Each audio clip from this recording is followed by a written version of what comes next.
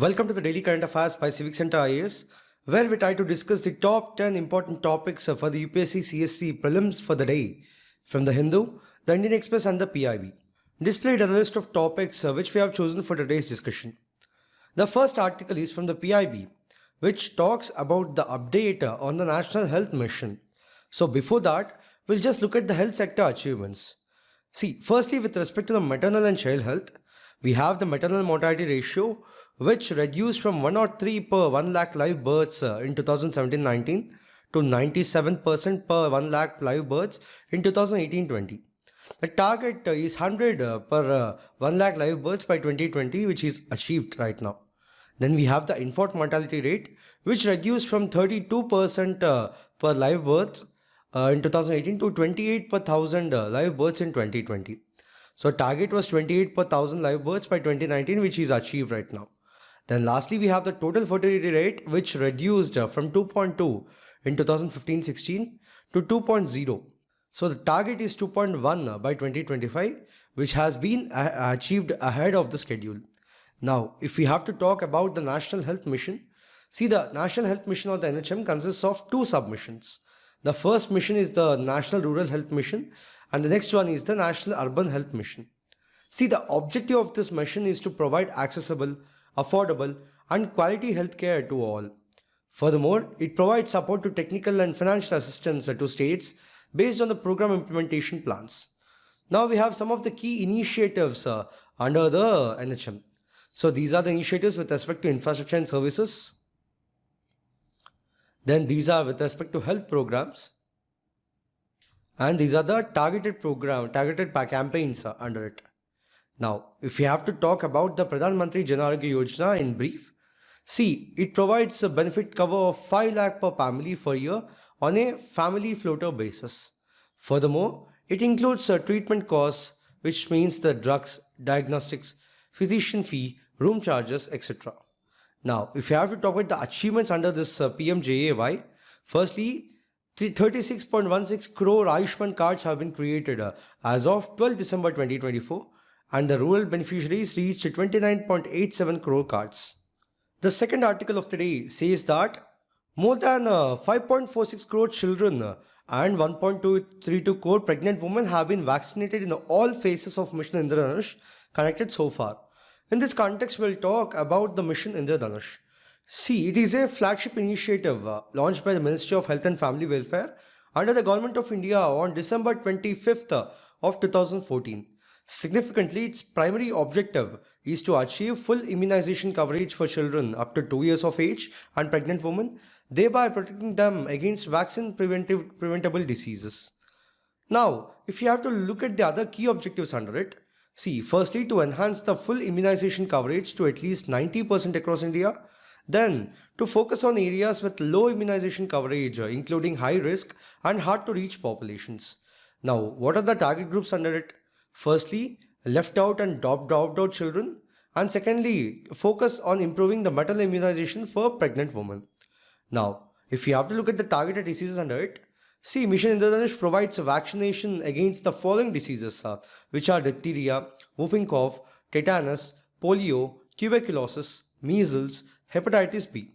Furthermore, in selected areas, vaccines are also provided for Japanese encephalitis, Haemophilus influenzae type B, rotavirus, pneumococcal conjugate vaccine. Now, if we have to talk about the implementation strategy, see, the mission was initially implemented in 201 high-focus districts identified based on low immunization coverage. Furthermore, it conducted 4 rounds of intensified immunization activities in each phase, with each round lasting for 7 days. Furthermore, involvement of various ministries and departments to ensure comprehensive coverage. Now, these are the achievements of Mission Indradhanush. The third article of the day says that more than 71.16 crore Ayushman Bharat health accounts have been created. Over 3.4 lakh health facilities have been registered on HFR. Over 5.37 lakh healthcare professionals have been registered on HFR, and more than 45.99 crore health cards have been linked with the Ayushman Bharat digital mission. In this context, we'll talk about the mission. See, first, what are the objectives of this mission? Firstly, to create an integrated digital health infrastructure in India. Secondly, to enable interoperability of health data across the health ecosystem. Thirdly, to build longitudinal electronic health records for every citizen. Now, if we have to look at the key features under it, firstly, talking about the registries under the Ayushman Bharat Digital Mission. See, first we have the Ayushman Bharat Health Account, where it is a unique health ID for citizens to store and manage health records. Then we have the Healthcare Professional Registry, which is a registry of verified healthcare professionals. Then we have the Health Facility Registry, which is a registry of health facilities across the country. And lastly, we have the Drug Registry, which is a digital list of approved medicines. Now, what is the nature of this mission? See, firstly, it encourages voluntary participation, where the citizens, healthcare providers, and institutions are encouraged to adopt to it. Then it follows a citizen-centric approach where the focus is on making healthcare secure, accessible, transparent, and inclusive. Now, this is the progress as of 10 December 2024. Now, significantly, this is integrated with various government health schemes and initiatives to enhance the adoption like the PMJAY, Reproductive Child Health Program, TB Nikshay Program, then NPCDS Program, etc. Now, why is this Ayushman Bharat Digital Mission significant? See, firstly, it facilitates digital record keeping and integrates healthcare delivery. Secondly, it ensures timely access to healthcare services. And thirdly, it encourages private healthcare providers to adopt ABHA integrated solutions. The next article talks about the NAMO drone DIDI scheme. See, the objective of NAMO DIDI drone scheme is to provide drones to women health self-help groups to support their livelihood through agricultural services. Know that it has a financial outlay of 1,261 crore and the implementation period for it is 2023-24 to 2025-26. Now, if you have to look at the key features under the scheme, firstly, with respect to drone distribution targets, a total drones of 15,000 have to be distributed and the first 500 drones distributed to self-help groups by lead fertilizer companies using internal resources. Furthermore, in 2024-25 in phase 1, target is to distribute drones to 3,090 self-help groups. Know that these are the implementing agencies for the scheme. Then what is the role of state level committees under it? See, firstly, they ensure selection of clusters for drone usage. Then a selection of progressive women self-help groups and members for drone pilot and assistant training. Thirdly, assessment of drone usage needs and business opportunities. And lastly, coordination with LFCs and pesticide companies to ensure business for self-help groups. Then with respect to training, see, drones are supplied as a package where mandatory drone pilot training for one SHC member is done. And then additional training for using drones in nutrient and pesticide application is also given. And lastly, training of another self-help group member or family member as drone assistant. Then, moving on to talk about the business model. See, the self-help groups provide rental drone services to farmers for spraying liquid fertilizers and pesticides. Furthermore, the LFCs promote the use of nano fertilizers through drones to generate business opportunities for the self-help groups. Now, why is this significant? Firstly, it promotes livelihood opportunities for women SHGs under DA and NRLM. Secondly, it enhances the agriculture productivity through efficient spraying of fertilizers and pesticides. Thirdly, it encourages rental-based services to improve incomes for self-help groups. And lastly, it facilitates the adoption of advanced technologies like the nano fertilizers in farming. Significantly, operational guidelines were issued by the Department of Agriculture and Farmers Welfare in October 2024. The next article of the day says that the preservation of diversity is the rationale behind the minority rights in the Indian Constitution. So on Minority Rights Day, it is essential to remember Franklin Roosevelt's words, "No democracy can long survive which does not accept as fundamental to its very existence the recognition of rights of minorities."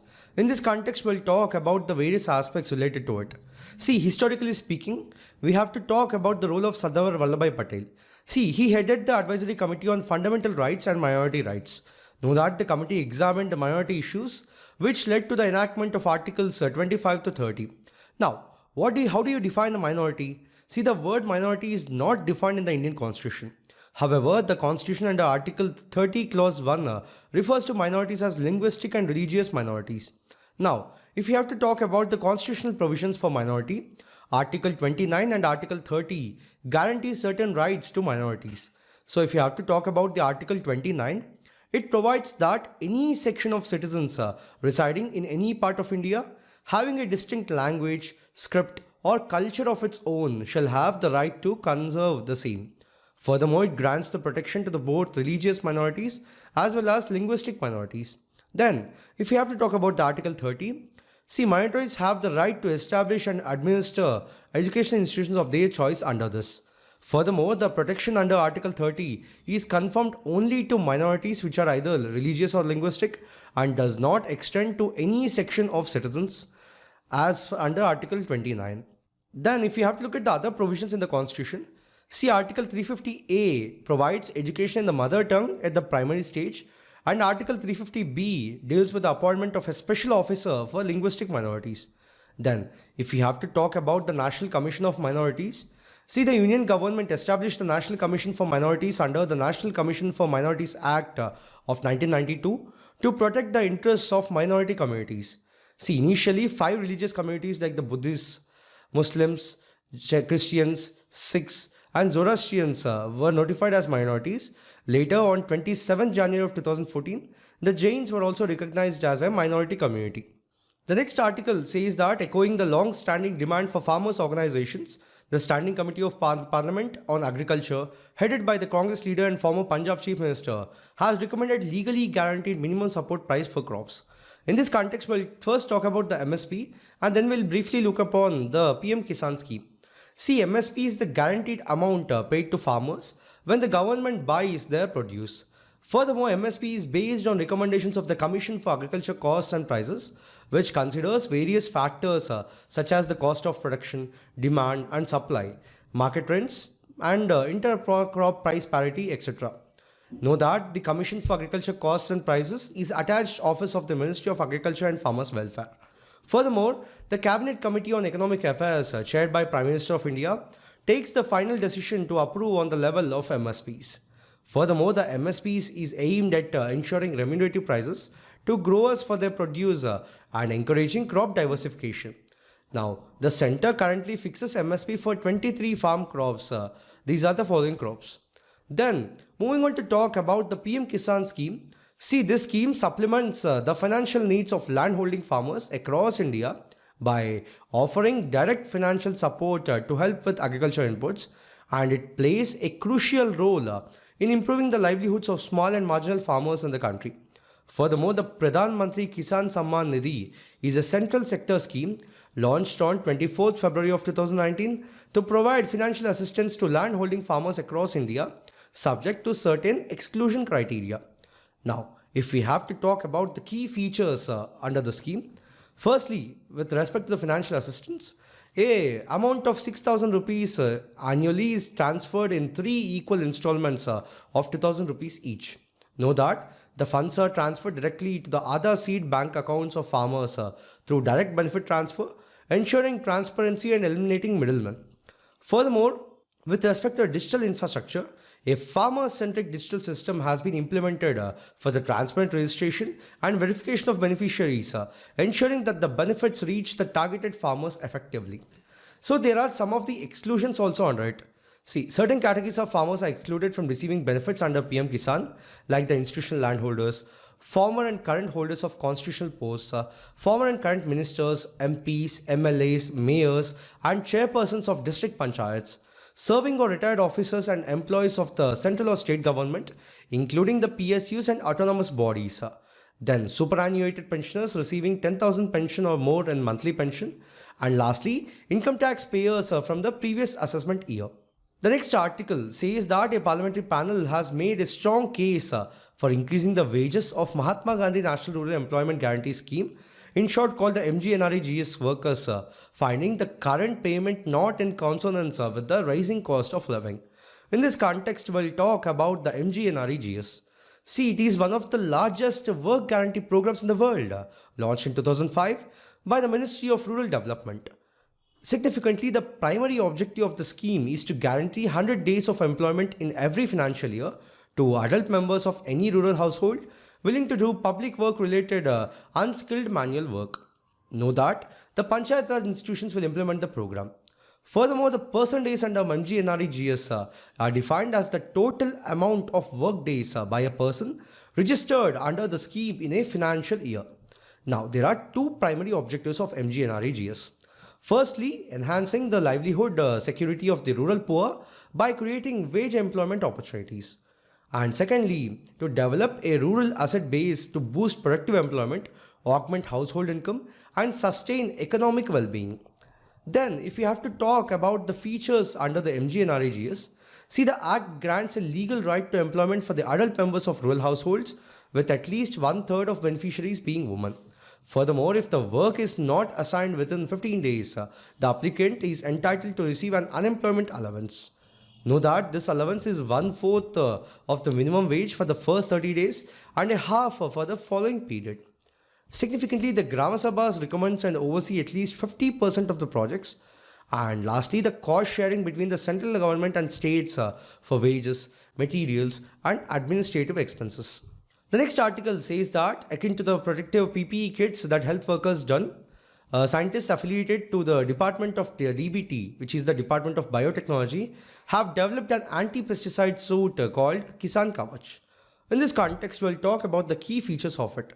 See, the purpose of this Kisan Kavach is to protect the farmers from harmful effects of pesticide exposure, like the breathing disorders, vision loss, and fatalities. Know that this is developed by the BRIC Instem of Bangalore in collaboration with the CPO Health Private Limited. Furthermore, it employs advanced fabric technology, where the nucleophilic mediated hydrolysis is used for the covalent attachment of nucleophiles on cotton fabric. It deactivates the pesticides on contact. Talking about its specifications, see, it is both washable and reusable, and can last up to 1 year. Furthermore, it is priced at 4,000 rupees initially to ensure affordability for the farmers. Now, why is this significant? See, firstly, it addresses a critical gap in protecting farmers who make up 65% of the India's population. Secondly, it aligns with the policies like the Bio-E3 biomanufacturing initiative for climate resilient agriculture and sustainable development.